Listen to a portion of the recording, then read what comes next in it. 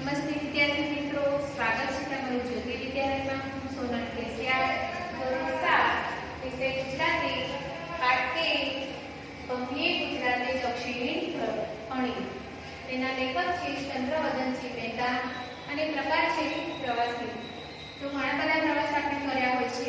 તો અહીંયા લેખક ગુજરાત જે દક્ષિણ ગુજરાત છે તેની સમૃદ્ધિ અને સંસ્કૃતિનો આ પાઠમાં સુંદર લેખન કર્યું છે.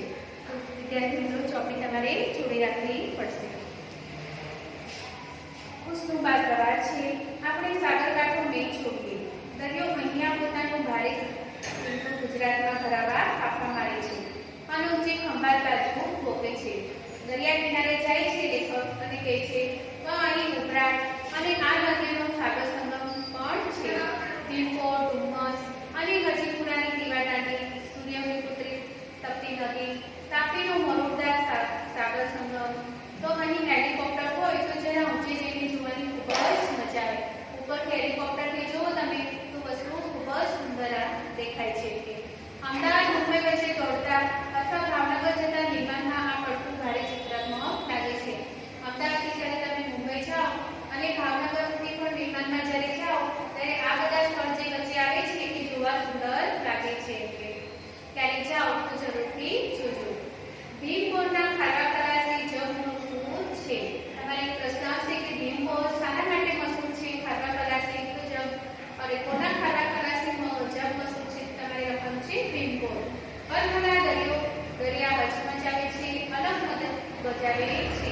અહીંથી જ પહેલો મોરબી ગયેલો જગત કારાગીરે જઈ એને મધરાતે મુક્તિ ખાતા સુસવાટા કરતા ઊંકા મરોડતા દરિયાને દેખેલો. કે નોર્વે જે ગયા હતા એને ઉભરાટ ભરેલો દરિયાની જે પણ વસ્તુ હતી એને સુંદર રીતે જોઈ છે. માતાની આઠમે નવરાત્રિના તેડે ઘૂઘરા બાંધીને ઘેરિયા ઘૂમતે રખડે છે. એકવાર ભીમપોર જોજો રે ઘેરૈયા તમે એકવાર ભીમપોર જોજો ગીત લલકાર્યા કરે છે. શ્રાવણ મહિને ભીમપોરિયા હનુમાનનો મેળો જોવા સુરતથી ઘેડિયાને દોડાવતા સુરતી લાલા નીકળી પડે છે. સુરતથી ઘેડિયા એટલે કે પિંગળી જાતિના જે માણસો હોય છે એ સુરતી લાલાઓ અહીંનો હનુમાનનો મેળો જોવા માટે આવી જાય છે. હવે છે દીવાદાંડી ક્યાંની પ્રખ્યાત છે? તો કહેવાય છે કે હજીરાની. અહીંયા હજીરાની દીવાદાંડીની પણ અનેક વાતો છે. આપણે તો કુદરતને જોવા નીકળ્યા છીએ એટલે તો જોઈએ. તાપીનો આ સંગમ કેટલો મનમોહક છે. આપણે એને કાંઠે કાંઠે સુરત જઈએ એના લોર વિલો જોતા જોતા એ જ રસ્તેથી પરદેશીઓ આકર્ષાઈને ઘૂસી આવ્યા હતા. પરદેશી જ્યારે સૌપ્રથમ આપણા દેશમાં આવ્યા ત્યારે એમણે સુરતમાં સૌપ્રથમ કોઠી સ્થાપી હતી. એટલે કે જ્યારે પરદેશીઓ આવ્યા ત્યારે સુરતને જોઈને આકર્ષાઈને ત્યાંથી આપણા ભારતમાં ઘૂસી આવ્યા. આ એ જ સુરત છે. ત્રણ પ્રખ્યાત નન્ના કવિ મલબારી કહે છે તે મોસ્તોને આણી પીણી છૂટતી લાલા સેનાની વાડી ગાડી લાડી નાતી જિંદગી કરી તું જાણી. કે સુરતી લોકો છે એ મોસ્તો પછી વાડી ગાડી અને જેટલો પૈસો આવે એ વાપરી નાખવામાં માંગતા વાળા હોય છે. એટલે કે કવિએ સુંદર લખ્યું છે કે મોસ્તો અને ખાણી પીણીના સુરતી લાલાએ સહેલાડી કે જ્યાં ત્યાં ફરવું અને પૈસા વાપરવાથી વાડી ગાડીમાં તે તો કીધી જિંદગી તું જાણી. આ રેલમાં માંડેલું લૂંટાયેલું સોનાની પૂરા સુરત આ તે જ ટાપનો હાલ કરી રડો નંબર. તે આ જ સુરત છે કે સોનાની ખાણ હતી એવું આ સુરત છે કવિતામાં કહે છે. આ રસ્તે 1770ની આસપાસ ફિરંગીઓ આવ્યા હતા. 1608-12માં અંગ્રેજો આવ્યા હતા. એની પાછળ બલંદાઓ પણ આવ્યા હતા. સુરત આવવાનો રસ્તો જ્યારે પહેલી વાર આવ્યો હતો તે ફિરંગીઓ હતા 1770માં. 1608 અને 1612માં અંગ્રેજો અને એની પાછળ જે બલંદા કોમ હતી એ પણ આ જ રસ્તેથી સુરતથી જ આવી હતી. બાકી હતું તો 1645માં ફરાસીયાઓએ પોતાની કોઠી સુરતમાં સ્થાપી હતી. સૌપ્રથમ સુરતમાં કોણે કોઠી સ્થાપી હતી? તો ફરાસીયાએ. હજી એ ઇમારતો પણ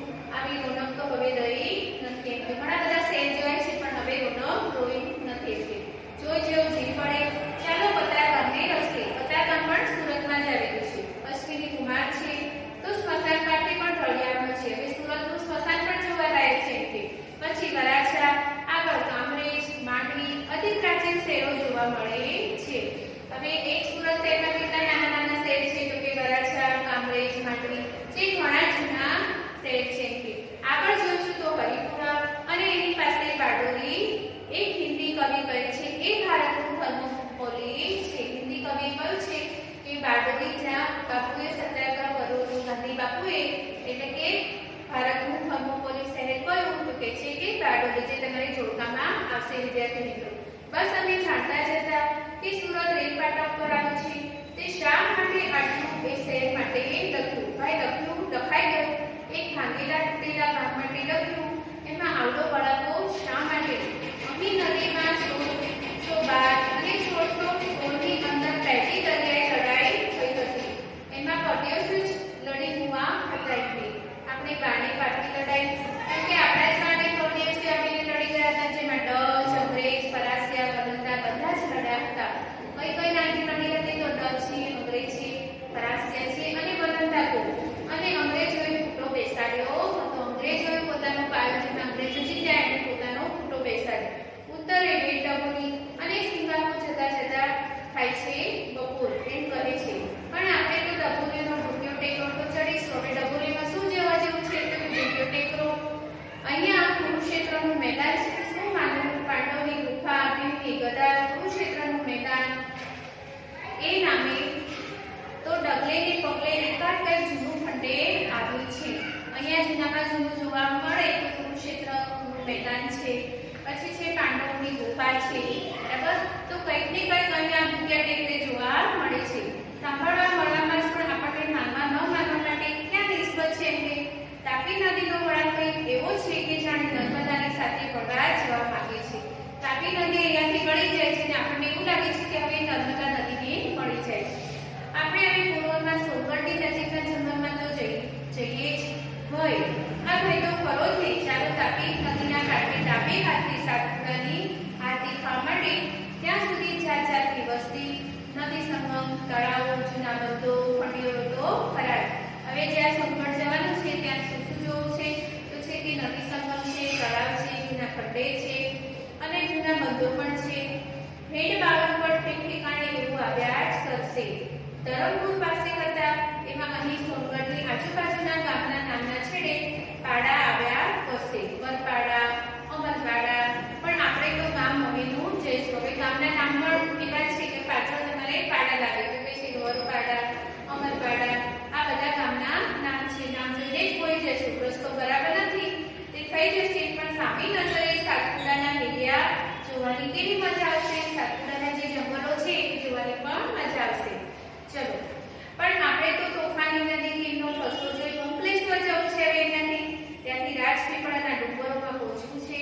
તેનો વિસ્તાર ધરતી તળે અને ઉપર કાળા કાપચિત્રા માટીના દેખાડા, જ્વાળામુખીએ કરેલી કબરમૂર્તિઓની નિશાની. હવે રાજપીપળા જઈને શું શું જોવાનું છે? તો કે ધરતીના નીચે જે તેલના પેલા છે કાળા કાપચિત્રા માટીના દેખાડા છે એ જોવાનું છે. પછી જ્વાળામુખી જોવાનું છે. સૈકાની પહેલાની વાત છે. આ સામે દેખાય તો રાજપીપળાનો ડુંગર કેવો આડો પડ્યો છે. મજા તો ઉપર જઈશું ત્યારે જ આવશે કે રાજપીપળાના ઊંચા ડુંગર ઉપર જઈને જોશું ત્યારે આપણને મજા આવશે. આ દેખાય એ વીર રાજાની મોહલાત. એ ડુંગરાચળ અટપટો રસ્તો છે અને પ્રાચીન કાળમાં અનેક અવશેષો પણ છે. એના ડુંગર ઉપર જોવા જઈશું તો ઘણા બધા અવશેષો જોવા મળશે. જાળવીને ચાલજો કે પડી ના જવાય. આ બાંધ્યો દરવાજો તોતી ઘણો જૂનો છે. કોણે બાંધ્યો છે? મોટો દરવાજો છે. કોણે બાંધ્યો છે? પ્રશ્ન છે. કોણ જાણે આ ડુંગર ઉપર જરૂર કોઈ સંસ્કૃતિ અને સામ્રાજ્ય ઉભી અને આત્મી ગયું હોય. હવે અહીં ખાવા ખાવાનું નવું સ્થળ બનશે એવી વાતો સંભળાય છે. રાજપીપળાના ડુંગર ઉપર જ્યારે જોવા મળે છે કે જુદા જુદા અવશેષો ને બધું જોવા મળે છે તો એમ કહે છે કે અહીંયા આટલો મોટો અહીંયા કોણે દરવાજો બાંધ્યો હશે, પણ કોણ જાણે કોણે બાંધ્યો એ પણ ખબર નથી. અને શું થઈ જશે? તો હવે એ ખાવા ખાવાનું સ્થળ થઈ જશે. આપણે જરા ઊંચી ચડ્યું, હજુ પણ રસ્તો બરાબર નથી. સવારી પૂર્વની તેજનો જગારો ઉપર આવતો દેખાય છે. હવે તો દૂરની જેમ સમીપની પણ ડુંગર રળિયામણો લાગે છે. જેમ જેમ ઊંચે જઈએ અને જેમ નજીક જઈએ એમ એ ડુંગર કેટલો સુંદર લાગે છે. માંડવ પરની રાણી રૂપવતીની જેમ આપણે પણ રેવાજીના દર્શન કરવા ગીરી અટારી ચડ્યા.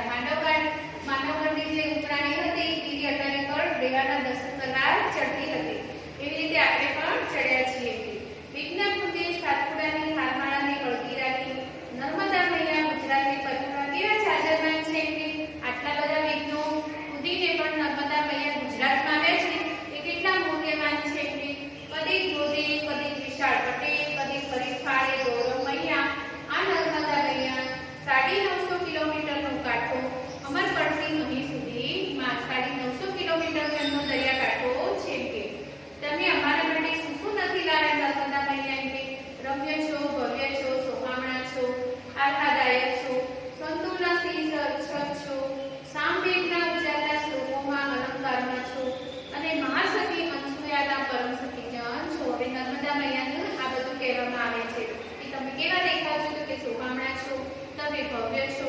તમે સાંસ તોપોમાં અલંકાર ઉચ્ચારે છે એ પણ છો અને મહાસતી અંશુ એના પરમ મિત્ર પણ છો. સખીજન એટલે કે મિત્ર. પ્રાતઃ સ્મરણીય છો. પ્રાતઃ એટલે કે સવારે તમારું સ્મરણ કરો એ છું. એટલે જ પ્રાર્થના શું અહીં કરીશું. હવા ખાવાનું સ્થળ કરનારા કરશે ત્યારે ગમે આવનારા હવા ખાશે ત્યારે જ ખાશે. હમણાં તો આપણે હવા ખાઈ લઈએ. જ્યારે હવા ખાવાનું સ્થળ બનશે ત્યારે તો લોકો હવા ખાવાને આવવાના જ છે. પણ આપણે અહીંયા આવ્યા છીએ તો હવા ખાઈ લઈએ. આપણે પહાડ ઉપર જઈએ છીએ પણ નીચે તો તેલના ઝરણા છે અને હવે એની કાઢવાને ધરતીના મોં પણ બનાવાય છે. આપણે ઊંચા પહાડ ઉપર જઈએ છીએ પણ નીચે તેલના ઝરણા છે. હવે તેલના ઝરણા કાઢવા માટે એની ધરતીને પણ ખોદવામાં આવી છે. ગુપ્ત ગંગા એમ આ ગુપ્ત તેલ ધારા એ શ્લોકો કહે છે કે મન તેલ ધારમ રાખવું. મન તેલની ધારા જેવું રાખવું એવું જે લોકો કહે છે. બરાબર. તો વિદ્યાર્થી મિત્રો પાઠમાં તમને ખબર પડી ગઈ છે. આપણે હવે નોટ પરનું થોડું જોઈએ. તમને પહેલું આપ્યું છે કે પ્રશ્નવાચક વિશેષણ. પ્રશ્નમાં કે સી અને શું આ દર્શાવેલું હોય તો એ પ્રશ્નવાચક વિશેષણ દર્શાવે છે. અને પાછળ પ્રશ્ન ચિહ્ન. પહેલું છે નર્મદા મહિના ગુજરાતની પથારા કેવી જાજરમાન બને છે તો કેવી. તમને અમારા માટે કેવી જલેબી લાવ્યા તો વિશેષણ આવશે કેવી. સોનગઢના જંગલમાં કયા કયા વૃક્ષો છે તો કયા કયા એ વિશેષણ પૂછે છે તો વિશેષણ. કુરુક્ષેત્રના મેદાનને શું માનવું તો શું એક પ્રશ્નવાચક વિશેષણ. હવે બીજું છે જોડકા. સૂર્યની પુત્રી તો જવાબ આવશે તાપી. ખારવા ખલાસી માટે જન્મ શું તો જવાબ આવશે હિંગોળ. ભારતનું થર્મોકોલી તો આવશે બારડોલી. ભૂતિયા ટેકરા માટે જાણીતું તો ડભોલી. રાણી રૂપવતી જ્યાંથી ગીરી અટારી પહોંચાડી પ્રેમાના દર્શન કરતા હતા એ તો છે માંડવગઢ. તો વિદ્યાર્થી મિત્રો બોર્ડ ઉપરનું તમારે પ્રશ્નવાચક વિશેષણ લખવાનું છે, જોડકા લખવાના છે અને સ્વાધ્યાય અને ચોપડીના સપ્તાહ અને રૂઢિપ્રયોગનો